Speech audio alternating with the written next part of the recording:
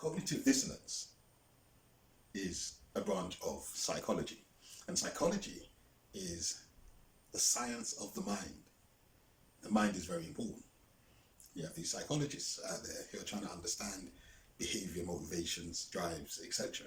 because the mind is very, very powerful. So cognitive dissonance is a branch of psychology. And cognitive dissonance is that feeling you get when you are presented with facts which challenge your beliefs. And it's that reaction that people have to information that conflicts with their belief. And it causes an actual disturbance within you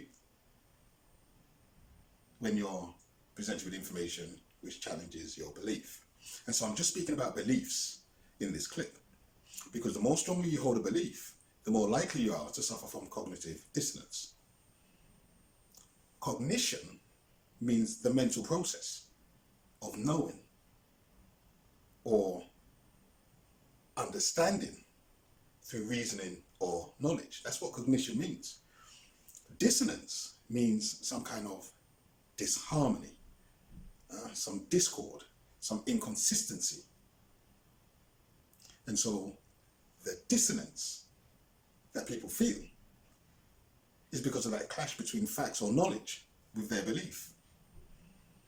It's a literal disturbance in the mind.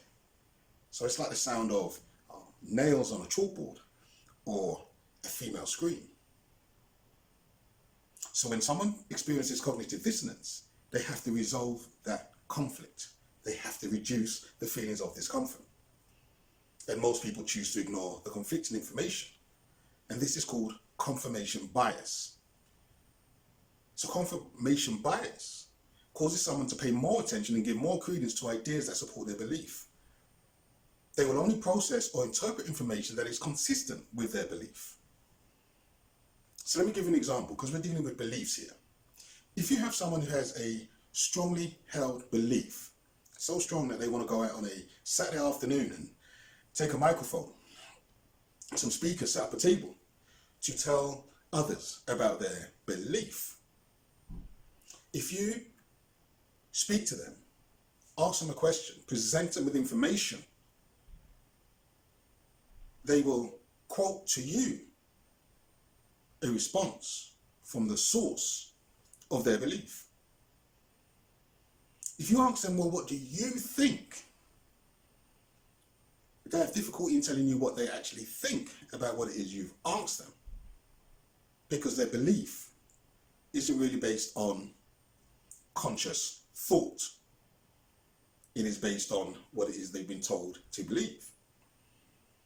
And so this is what they call confirmation bias, where they will pay more attention and give more weight to ideas that support their belief. But you also have something which is called disconfirmation bias. And this is where someone will spend time and energy trying to disprove the evidence that contradicts their belief. So for example, there are people who still believe that the earth is flat. And if you present them with information, evidence or facts to prove that the world is round, they will reject that information and say something like, well, I look out on the horizon. And when I look out to the horizon, it looks flat. So that proves that the earth is flat. If you then present them with images from satellites of the round earth, they will say, oh, that's just CGI. CGI. Huh? That picture isn't real. So they will disregard the evidence so that they can hold on to their belief. But by using confirmation or disconfirmation bias, an individual simultaneously compromises themselves in their ability to judge information or facts on their merits and the evidence.